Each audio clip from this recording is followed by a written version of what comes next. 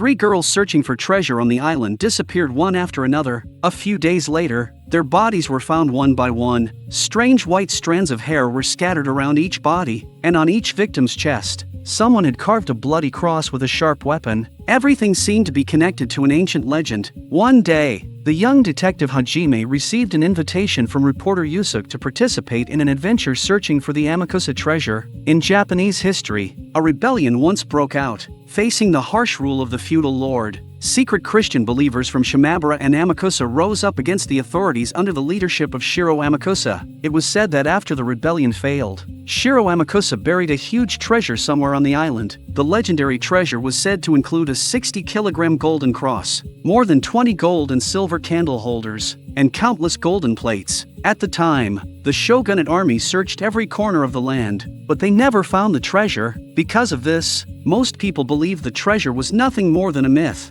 However, more than 200 years later, a group of children playing on Amakusa Island accidentally discovered a hidden cave. Inside, they found a statue holding a golden cross in its hands. Later, someone tried to melt down the gold from the cross and turn it into jewelry, but they unexpectedly discovered that the cross contained an iron core, with mysterious words carved onto it. Deus's treasure sinks downward. After this discovery spread, countless treasure hunters rushed to the island searching for it, but without exception, they all returned empty-handed. This time, magazine editor Morio organized a treasure hunting expedition. To increase their chances of success, Yusuke invited the young detective Hajime to join them. The other invited participants included Ryo, Kinuyo, Fujiko, Akamon, Hazuki, and Amiri, a transfer student skilled at finding treasures with a metal detector. After arriving at their destination, the guide Tendo led everyone around the island and introduced them to the historical sites. At that moment, a group of children gathered around them and warned them, "Don't search for Deus's treasure, because the white-haired demon will kill you." The children's warning immediately caught Hajime's attention. That night, while taking a bath, Hajime asked the guide Tendo about the legend of the white-haired demon. Tendo told him that there was a local legend. Long ago, a treasure hunter claimed that he had received a revelation from the great Deus, so he wore a cross around his neck, carried a pickaxe, and searched for the treasure around Amakusa. But one day, he suddenly encountered a rock collapse. When people finally rescued him, they discovered something terrifying. His hair had completely turned white. People began saying that he had transformed into a demon protecting the treasure. Anyone who approached the treasure would be killed by him with his pickaxe. The next morning, Miyuki was preparing to take a hot spring bath, but the moment she entered, she discovered something horrifying. Hajime rushed to the scene and found Kinuyo's body floating in the hot spring. White strands of hair were scattered around her, and a cross had been carved onto her chest. Everything suggested that this murder was connected to the legend of the white-haired demon. After investigating,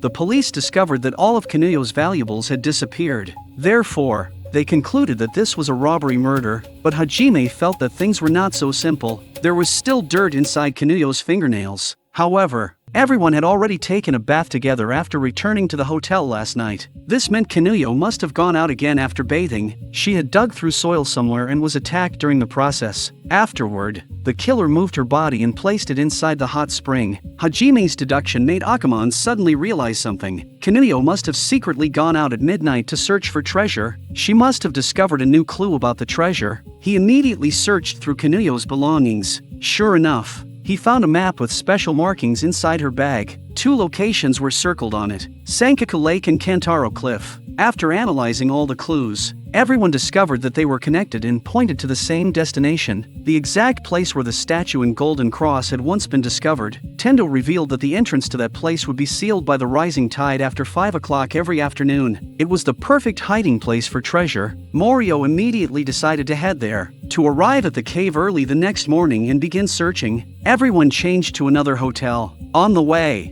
they passed by Tendo's house. Yusuke learned that Tendo's father Konosuke was the second-generation disciple of the famous treasure hunter Kayome Sakuramoto, so he immediately brought Hajime and Miyuki to visit him. From Konosuke, they learned that the Kuramoto family had made a living from treasure hunting for generations. After discovering a massive fortune, Kayome Sakuramoto's 5 children began killing each other over the inheritance. In the end, the youngest child, Daigo Kuramoto, inherited everything. On the way back to the hotel, Hajime was suddenly attacked by the white-haired demon. Fortunately, Hajime turned around in time and avoided the fatal blow. Hearing the commotion, Yusuke immediately rushed over, seeing him arrive. The white-haired demon quickly escaped. Early the next morning, everyone woke up, checked out of the hotel, and set off toward the cave to search for the treasure. On the way, Hajime shared his doubts with Yusuke. When Morio and the others heard that the white-haired demon had appeared, their reactions seemed unusual. Hajime believed there had to be a hidden story behind the white-haired demon.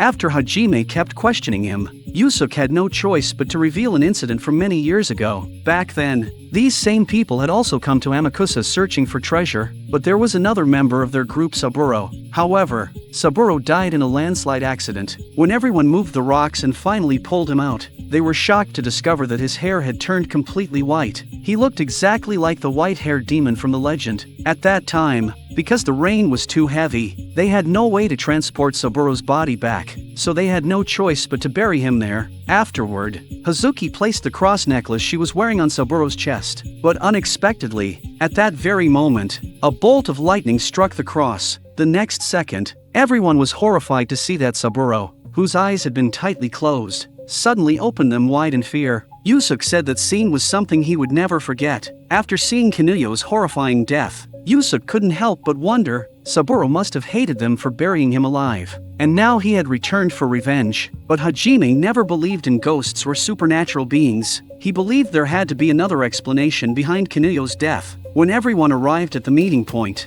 they discovered something strange. Fujiko, who was always punctual, still hadn't arrived. Amiri suggested using her metal detector to search for Fujiko's location. Soon, she found Fujiko's camera hidden in the grass beside the road. It was Fujiko's most treasured possession. Hajime immediately realized that something might have happened to her. He quickly asked Morio to call her phone. Following the sound of the ringtone, they found Fujiko's body among a group of tombstones. What terrified everyone even more was that Fujiko's death was almost identical to Kinuyo's. Her head had been smashed by a pickaxe, a cross had been carved into her chest, and white strands of hair were scattered around her body. Morio collapsed to his knees in fear. He believed Saburo had really transformed into the white-haired demon and returned to take revenge on them. Soon, Inspector Masayuki arrived at the scene. He began questioning everyone about their departure times from the hotel. That morning, Akamon left at 6:24 and arrived at the meeting point at 7:10. He said he hadn't seen anyone along the way. Fujiko left at 6:30, but her body was discovered near the meeting point. Hazuki left at 6:40. She arrived around 7:10 and only saw Akamon waiting there.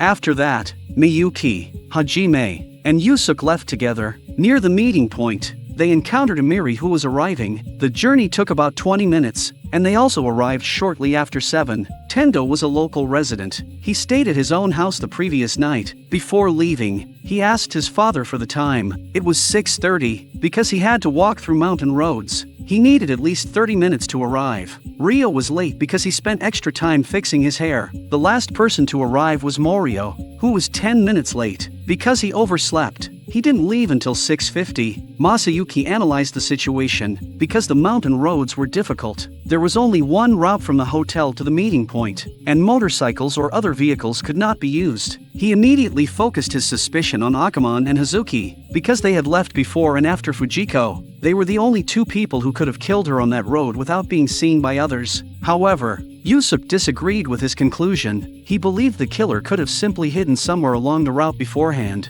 Since there was no direct evidence, Masayuki had no choice but to warn everyone that until the truth was uncovered, no one was allowed to leave Amakusa. After this incident, everyone continued heading toward the next treasure location. On the way, Morio discovered something new while looking through Fujiko's map. Fujiko had circled a place called Kotusu with a red pen. Below it, she had written the number 5. This immediately caught everyone's attention. Kotusu was the place where the Amakusa rebellion had begun. Hajime speculated that the treasure was located in the 2 o'clock direction from Kotusu. After studying the map, they discovered the corresponding location was called Judasama. Tendo explained that Judasama was an ancient stone mound. Usually, it was surrounded by seawater, and people could only walk there during the 2 highest tides each month. Coincidentally, the next day would be a high tide. Morio suggested that they go directly to Judasama the next day, but that night, Akamon secretly took his tools and went alone to the beach. Clearly, he wanted to claim the treasure for himself.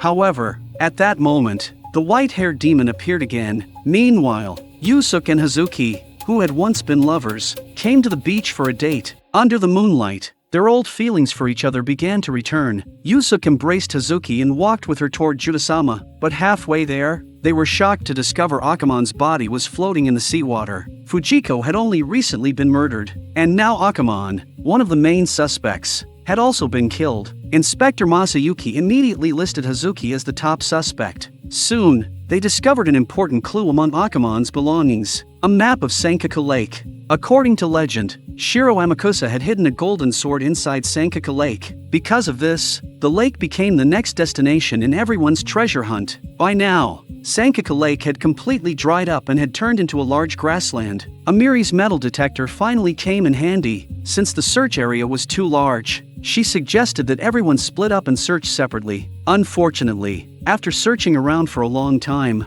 they still found nothing. However, the antique dealer Rio discovered an old piece of wood. The wood appeared to have been artificially processed. Rio believed it might have been a tool used to transport the treasure in the past. Just as he was about to ask Hazuki for her opinion, he suddenly realized that she had disappeared. At that moment, Miyuki was shocked to see a large group of crows gathering in the distance. Everyone immediately rushed over to investigate. There, in the grass, they found Hazuki's body. Beside her lay a white wig, a syringe, the weapons used by the white-haired demon, and a digitally printed suicide note. The police concluded that Hazuki had committed suicide out of guilt. Because the suicide note beside her explained everything, it claimed that she had done all of this to avenge her deceased boyfriend, Saburo. However, Yusuke refused to believe it, because when Saburo died in the accident, he and Hazuki had been deeply in love. Hajime also felt that Hazuki's death was filled with suspicious points. First, the suicide note was printed electronically, which meant it could easily have been forged. Second, if Hazuki had injected herself with poison using a syringe, her sleeves should have been rolled up. All these clues proved that someone else was behind the crime. Obviously, the real murderer had killed Hazuki and framed her for everything. Just as everyone began investigating the true identity of the killer, Hajime received a call from his cousin Fumi, wanting to scare her. Hajime told her the story of the white-haired demon. Hajime told her that if she didn't spread the story to someone else, the white-haired demon would appear in her dreams. Fumi was so frightened that she immediately hung up the phone. That night, Hajime received another call from Fumi. She told him that she had followed his instructions and told her classmates the story of the white-haired demon. However, her classmate who lived on Amakusa Island told her that there was no such legend about the white-haired demon on the island. Hajime was stunned when he heard this. Then, he immediately realized who was most likely to be the murderer. That night, he told everyone that he already knew the killer's method, but there was still one final piece of evidence left inside the small cabin where Fujiko had lived before her death. He planned to check it early the next morning.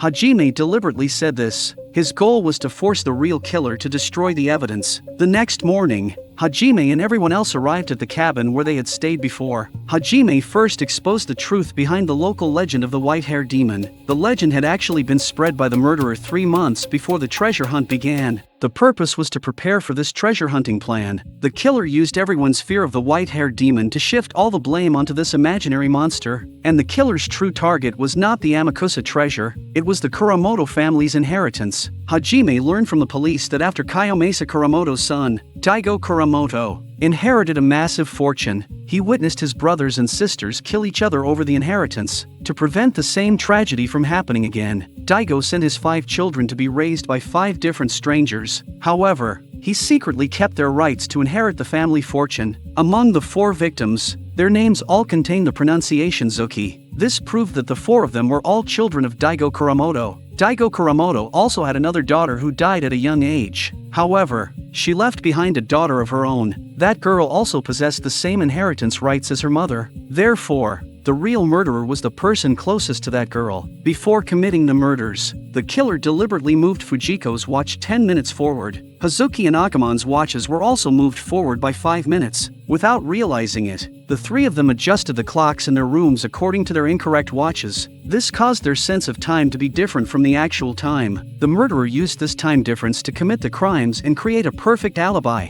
At that moment, Fujiko's room clock showed 9 o'clock. Before revealing the truth, Hajime did one thing first. He asked everyone to check their watches. Everyone's watch showed 8:45, except Morio, whose expression suddenly changed. His watch showed the exact same time as the clock in Fujiko's room, 9 o'clock.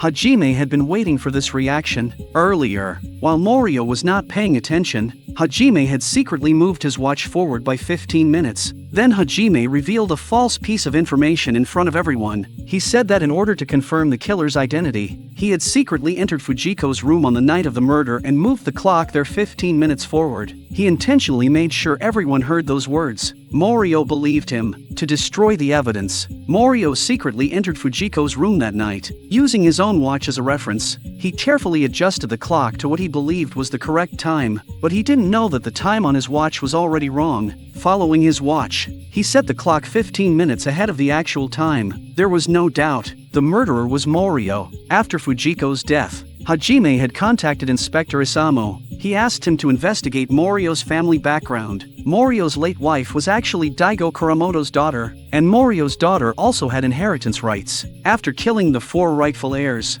Morio's daughter would become the sole inheritor of the fortune. That was Morio's motive for murder, just as Morio tried to defend himself. A news report on television completely shattered his hopes. The Kuramoto group had already gone bankrupt. The legendary massive inheritance no longer existed. At that moment, Morio was completely devastated, because without the inheritance, his daughter Tomomi could only wait for death. Tomomi suffered from a severe heart disease. Only a top doctor overseas could perform the surgery to save her life, but the operation required an enormous amount of money. Desperate, Morio once tried to fake his own death to receive insurance money, but his plan failed. By chance, he discovered that his deceased wife was Daigo Kuramoto's daughter, so he planned to kill the other 4 heirs. He wanted his daughter to become the only inheritor. That way, her illness could be cured. What no one expected was that the true reason behind this killing spree was a father's love. Everyone present fell silent. The police soon arrived and arrested Morio after he confessed to his crimes. He would spend the rest of his life in prison filled with despair. Morio looked through the prison bars. He thought his daughter might not have much time left, but Inspector Isamu told him that during the recent Christmas holiday, a Santa Claus had given Tomomi a special gift, and this gift would surely cure Tomomi's illness. That Santa Claus was actually Hajime in disguise.